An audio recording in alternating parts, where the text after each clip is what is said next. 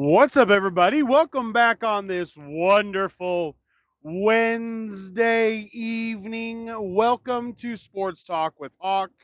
I am super pumped after the weekend that we had. It is currently Wednesday morning for me. You're listening to this on a Wednesday evening slash night. We're going to do back to back, two back podcast this week to make sure we get our three in. Had a really busy first couple days this week. Labor Day weekend is this coming weekend. I will actually be out of town at a family reunion this weekend. So looking forward to that. But man, we've got football. And yes, I will have it playing anytime I'm in the car on Saturday as college football kicked off last week, week 0. And we had a little bit of everything as a little teaser heading into the appetizer, which is Thursday night. Tomorrow night, we got 23 games, if I counted correctly. 23 games. In week number 1 on Thursday. Now, a lot of them are Division 2 versus Division 1. Some people don't care, but here's the thing. And this is something that I have been very bullish on. These games are important. They're important for the structure of college football, number one. Number two, they are important to keep the smaller schools funded and able to continue on in the endeavors they have outside of football. Okay? We understand that some of these teams, yeah, they're going to get absolutely annihilated. But if you're a team that's going to make 500,000, 950,000, 1.5 million dollars from letting another team in a sense beat up on you, you take it. Don't blame them whatsoever. I do not blame the schools for taking advantage of this, and I believe it is a vital part of college football. One of the rivalries that we have, some people don't call it a rivalry, I understand that. But one of the long-standing matchups we have is exactly this case. Notre Dame versus Navy. It started because somebody said, we will play you every year. No matter how big, no matter how small, no matter how good, no matter how bad you are, we will play you. And now it's kind of, swip swapped where Notre Dame kind of does the same thing, but Notre Dame versus Navy is a legitimate football game. And it was for was for a good 5 to 7 year span. One of the other teams take the lead. Right now, Notre Dame has the notoriety, has the college football championship pathway that's a little bit clearer, and they're good. They are good. But football season is fully in. We are in it now. We are at this point 8 days away from opening kickoff. Thursday night football, Ravens and Chiefs. Tonight we're going to be looking somewhat at my predictions. I am still refining them. I'm going to give you the first. We're basically going to call this the rough draft. This is the rough draft of the schedule. If I went through it, not looking at any factors, not comparing notes, not comparing anything else, went through it off a gut feeling, this is the rough draft of what I think the league could end up as this year. Legitimately. It's exactly how I did this. Didn't really think too deep. I went Simple. Colts versus Texans. Who do you think will win? Boom. That's it. Nothing else. Not digging deep into who's got this, who's got that. Just going off of what you know right off the top of your head. Boom. This is it. Okay. So we're going to call this the rough draft. We're going to get into a little bit of football news. Don't want to have this. Don't want to have these go too long. So we'll look into that here. But let's open with this. The Wild College Football Weekend. Now, I understand that many don't watch college football. And let's be honest, it's because for most of us, you only get allowed one of the two off days to be able to watch football. And which one are you going to choose, college or the NFL? Most will choose the NFL. Can't say I blame you. I love college football. Last week, Florida State played Georgia Tech in Ireland. Absolutely raucous crowd. I mean, it was electrifying. The atmosphere was great. Huge shout out to the Irish. The game didn't disappoint either. Number 10, Florida State, coming into the year as a favorite for the ACC championship. Georgia Tech, a team that's been rebuilding and rebuilding and rebuilding and rebuilding, and wondering if they're ever even going to get back to being truly competitive again. Opening week in Ireland. Wild game. Close, tight game. Comes down to a field goal by Georgia Tech to win. Couldn't ask for an opening game better than that. Last second field goal to win the game, and that's the first game of the year. The next game had a Division II against a Division I. We had Montana State playing New Mexico. And this one, man, it was windy. It was wildly windy. Cameras were falling off the top of the stadium due to the high winds that were there. Like, come on, man. That's absolutely insane. Game number 1, we have a last-second field goal to win. Game number 2, Division II beats Division I. New Mexico loses. Absolutely fantastic. Couldn't ask for anything better than what we got. We really couldn't. I mean, let's just be honest. The weekend gave us everything we needed for an opening weekend. Week 0. And now heading into week number 1. All right, so what's the football news? What football news do we need to get into? Well, obviously, the big news of the week. Number 1, CeeDee Lamb got his contract. Congratulations, CeeDee Lamb. Number 2, there are a lot of players starting out on the PUP list. Now, the PUP list is different than the IR. The PUP list, you are out for the first 4 games. Now, you can kind of play it. There's different rules afterwards how to be able to play it. But Odell Beckham Jr. starting on the PUP list. Nick Chubb starting on the PUP list. Really, the PUP list gives teams the ability not to have to put them on IR. It's players that are still, in a sense, recovering from injury. That's what most of them are.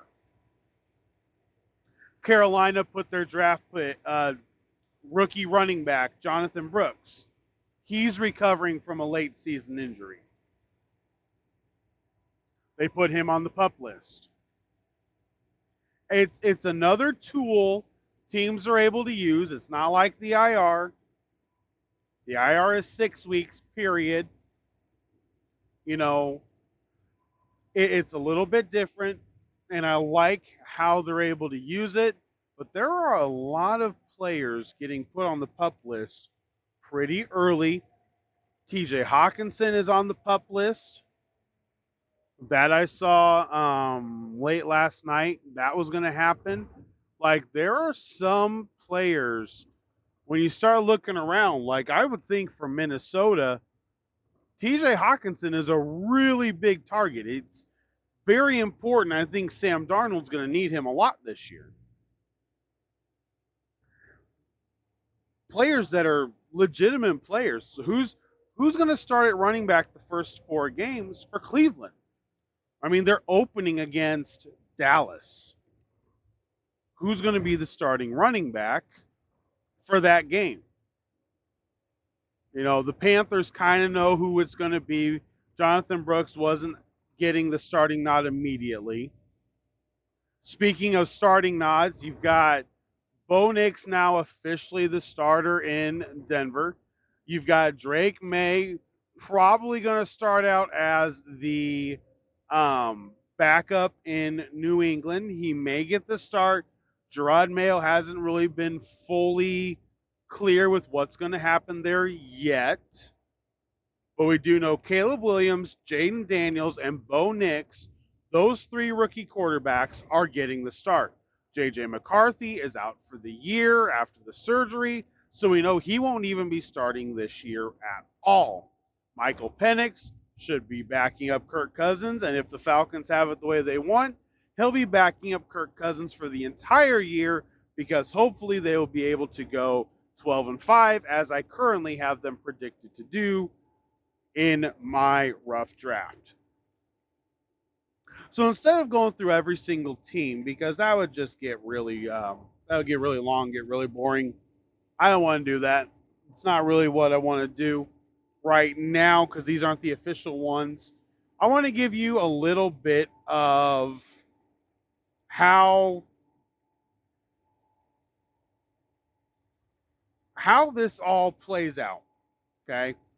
How this all plays out as of right now. So when you look at everything, it's a little bit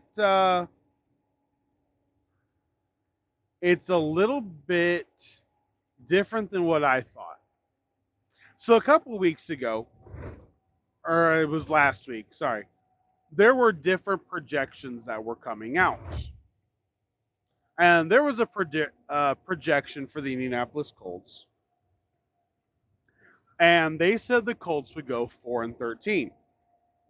That's, what this prediction model had said. And I was sitting here thinking, listen, I know I don't like them, but I can't see that being the case. Like, I thought for sure 7-10. I thought for sure, stuff like that, whatnot. I never thought of 4-13 as being a legitimate option. All right. Well, it's amazing what happens when you just go through the schedule, because that is all that I did. Absolutely, that is all that I did. Okay? I went through the schedule, and I basically just, like I said, I went Texans, Lions. Who do I think wins? Colts, Steelers. Who do I think wins? When it came down to it, my own hometown team, who I have grown up with, have loved, have cried a lot over for the last 10 years, I have the Indianapolis Colts going 5-12. Some of the shocking, so let's do that. So some of the shocking things. I want you guys to think about this. My predictions go off of a lot of what I see and a lot of what eventually has to happen. Here's the example of something that most people are going to be like, no, I don't think that'll happen. Really? Are you sure? My prediction currently for the New Orleans Saints is that they could potentially go 2-15. Yes, I said 2-15. They are old. They are old. I don't understand why anybody truly believes that that defense is going to be able to hold up. I believe that defense should be traded. When it comes down to it, I think that defense needs to be traded. That defense, 1,000%. Davis, Jordan, Tyrann Mathieu. I mean, honestly, um, just I don't see how they're going to be able to keep the Saints in games. The offense, I have no faith in Alvin Kamara. I really don't. I'm sorry, I don't have any faith in Alvin Kamara to be able to stay healthy. I think he's one heck of a player. But he's going to be playing on that turf in New Orleans. I don't see him staying healthy. The backups aren't great. Taysom Hill is another year older, and he is not that young. He's been in the NFL a while. Derek Carr, I think, has lost confidence. Dennis Allen, I believe, is a horrible coach. I believe Dennis Allen never, ever deserved to get that head coaching job. Not in the slightest. I still believe he is the first coach fired, and I believe it could be by Thanksgiving. I really do. I really think it could be by Thanksgiving. And they could be sellers at the trade deadline, getting ready to rebuild next year. Another team that might shock you that I have pretty low. I got the Steelers. I have the Steelers at 3-14. I know Tomlin's going to get them fired up. Tomlin's going to get them to play hard. Tomlin's going to do this. Really?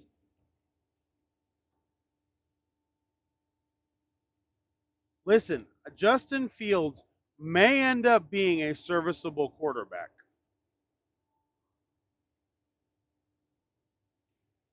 The Pittsburgh Steelers defense, yeah, I can't really deny that one.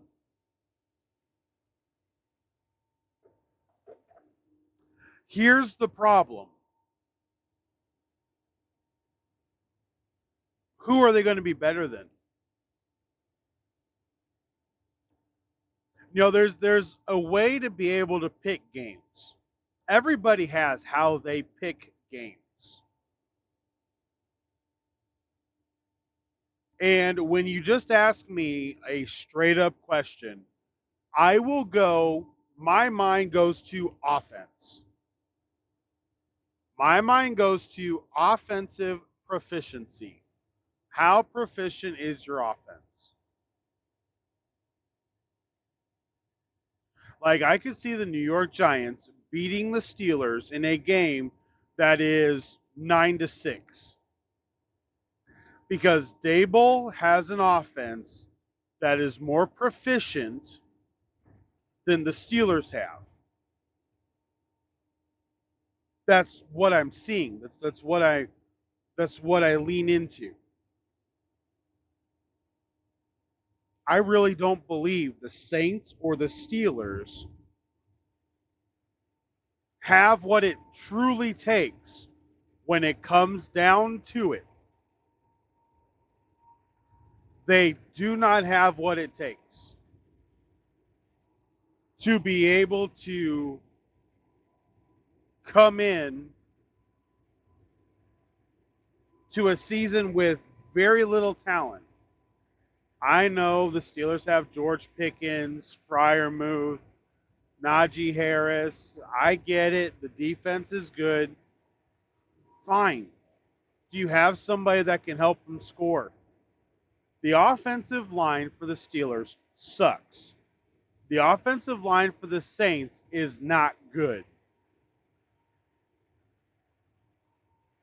Do you have the offensive proficiency to be able to do what's required to win a football game? I don't think either of those teams have an opportunity to, and both teams could be picking top 5.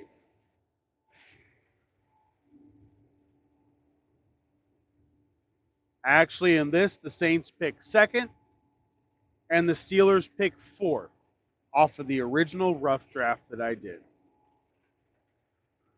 Now, a team that, 2 teams, big brand teams, that I do not have making the playoffs: the New York Jets and the Dallas Cowboys. Both of them in my first rough draft have at 8 and 9. Now, CeeDee Lamb not holding out at all. He'll be back. He'll be playing. Maybe we'll give them a win. May make them 9 and 8. If they sign Dalvin Cook, maybe that goes to a solid 9 and 8. But as of right now, they still have Dak Prescott at quarterback, no running game, and probably one of the weaker offensive lines that they have had in a while. Defense is good, but the defense has weak spots. They got scored on last year. Listen, I absolutely love Micah Parsons. He is worse than Dwight Freeney and Robert Mathis at playing the run. And I know if he hears this, he's going to challenge whatever. Listen, just watch the games.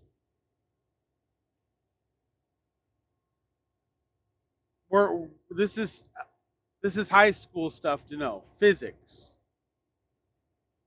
The dude is one of the best pass rushers in the NFL. Top 5 easy, potentially top 3. We got some elite ones in the NFL. But when it comes to being able to play the run consistently, he's moved. He's like a bag of sand on Iwo Jima. Moved out of the way. Pushed over. And that, to me, is going to be the weakness for the Cowboys. If you have to bring people up to cover the run, then the 3 wide receiver routes, just 3, the 3 wide receiver routes, then end up being open easier.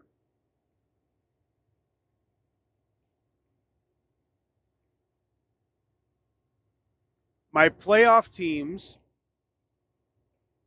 we'll go into this. So my playoff teams, since I have obviously given you 4 bigger brands that will not make the playoffs, these are currently my playoff teams. In the AFC, I have the Ravens and Bengals, Texans, Jaguars, Buffalo Bills, Chiefs, and Broncos. Those are my 7 playoff teams. Of those 7 playoff teams, only 2 of them are at 10 wins.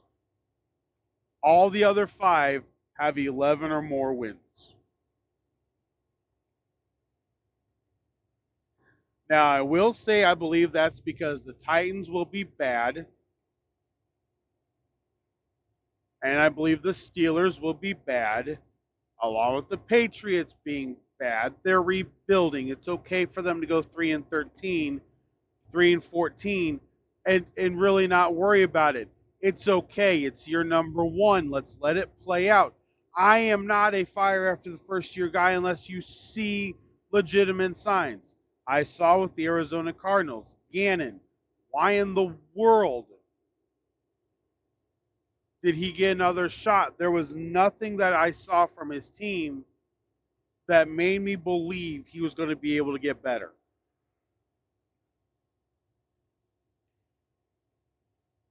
Just nothing there. But I do believe that there are 3 bad teams in the AFC, which will give more wins to other teams. I believe the AFC West, as far as the AFC side, is the most competitive division. Chiefs fans are just going to roll off laughing. But I'm one of the ones who I like the Raiders. I like the Raiders defense. I like the Raiders at home. I like Gardner Minshew passing the ball to Davante Adams, Brock Bowers, Jacoby Myers. I love the 2 backs, Zamir White and Alexander Mattison. I like the complementary football that Antonio Pierce is building in Las Vegas, Nevada. Everybody's dogging on him and banging on him. They wanted this guy. This is the guy they wanted to have be the head coach. He's the head coach. The owner doesn't have that much money. They can't do a ton of different things. The offensive line is going to be a little bit better. The defense is going to be a little bit better. I say the Broncos, the Raiders, the Chargers will be an absolutely fun battle to watch for second in the AFC West, let alone the fact that I think the Chiefs, with all the issues with receiver right now, don't look that good.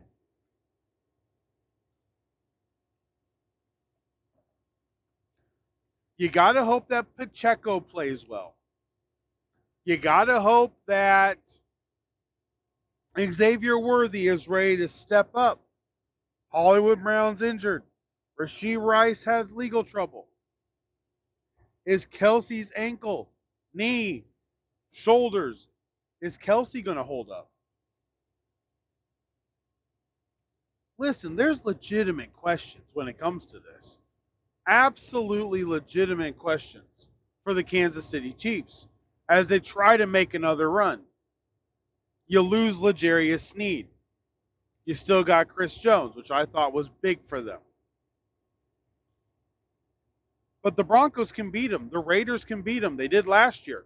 The Chargers can beat them. Jim Harbaugh is going to have that team ready to play every week. Don't think that it's not possible for the Chiefs to lose in the regular season. Their road schedule is not friendly. It's just not. So honestly, I think the AFC West is the most competitive division in the AFC. Now, the NFC, the first time running through, these are currently your playoff teams in the NFC.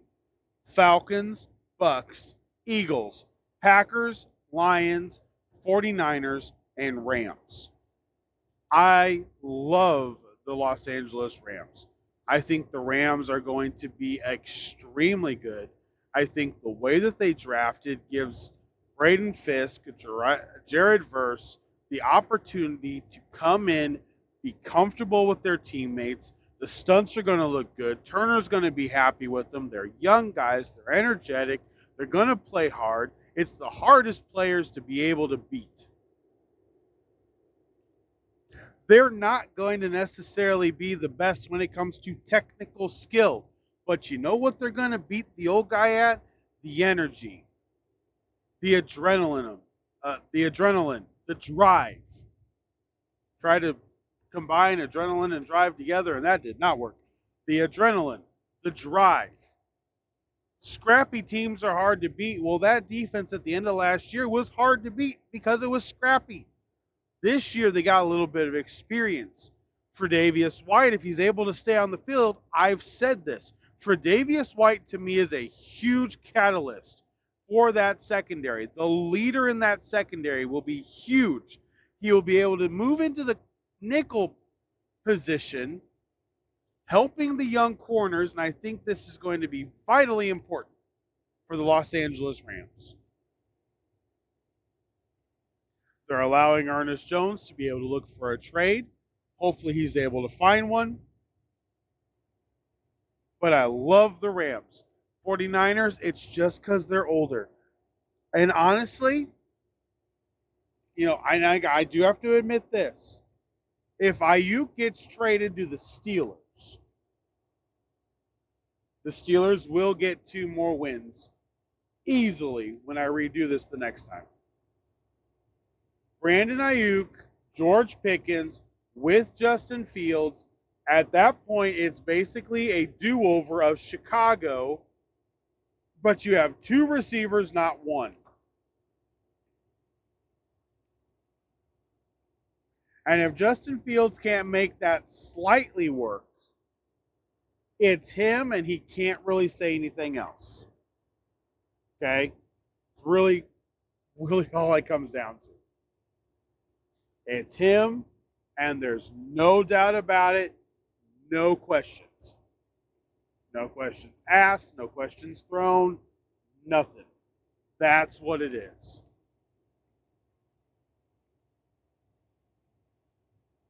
Now, the division that I believe is going to be the most competitive on the NFC side, for me, really is the NFC East. Why? I'm a huge believer in Washington. I have them at 9-8.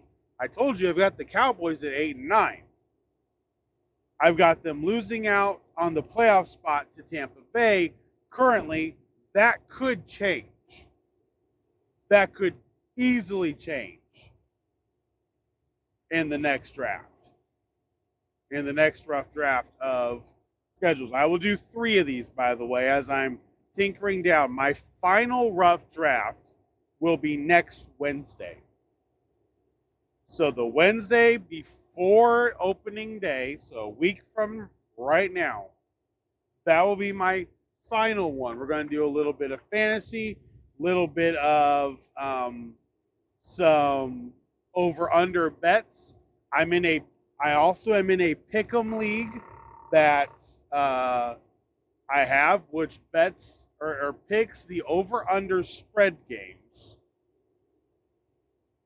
for each game. So not just the winner, but you're picking the spread as well. And the spread to me is very, very, very important for this. I love picking the spread. It's one of my favorite things to be able to do, and I'm going to do a little bit of that here. But nonetheless, I really believe the NFC East.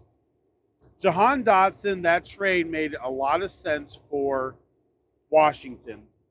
For whatever reason, Cliff Kingsbury didn't like his style or whatever it may be. Dotson, I believe, is a very good slot guy, should be used in the slot.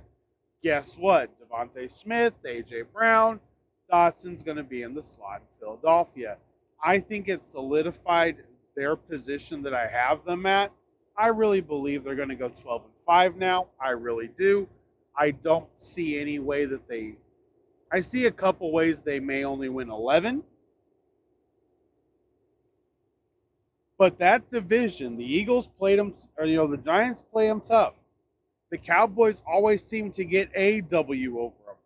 I believe Washington, you've got to look out for Washington. They're not a pushover. Free agency changed this team. The draft changed this team. Post-Thanksgiving, I believe Washington is a team that you won't want to play.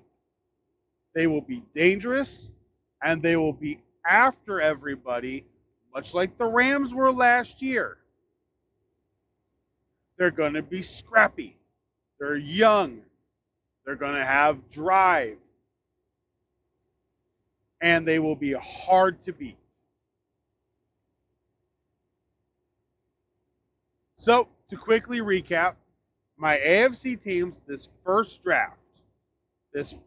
rough draft, just going through and just picking straight through the games. That's it. Not diving into numbers, not diving into rosters, not doing any deep mental mill thinking, pondering, just straight up, boom, boom. Who wins? That's it. For the AFC, I currently have the Broncos, Chiefs, Bills, Jaguars, Texans, Ravens, and Bengals as my 7 playoff teams in the AFC. In the NFC, I have the Rams, the Niners, the Lions, the Packers, Eagles, Falcons, and Buccaneers. And currently, the 4 teams that I have missing the playoffs that are the bigger brands, Steelers missed the playoffs, Saints missed the playoffs, both with really bad records, both with no more than 4 wins, and then the Cowboys and Jets also missed the playoffs. That's the first round. Now, this is just the first round. Like I said, I've got 2 more of these. The final one will be a week from tonight. But it's really heating up. Final cuts are taking place. People are getting cut. People are getting traded. The deals have to get done. It's time to get everything done. It's time to go play football. 8 days. 8 days from now, we have football. Guys, I appreciate each and every one of you. Thank you so much for stopping by and listening. Make sure to hit that subscribe button, hit that like button, ring that notification bell. It helps the channel. It helps the analytics of the channel. And I deeply appreciate each and every one of you. It's Wednesday night, 8 days till opening day in the NFL. We only got a couple days. Really, we only got one. Week 1 in college football opens in less than 24 hours. Football is back. And I am pumped for what this season's going to bring. Have a fantastic night. For Sports Talk with Hawk, I'm Hawk, and I'm out.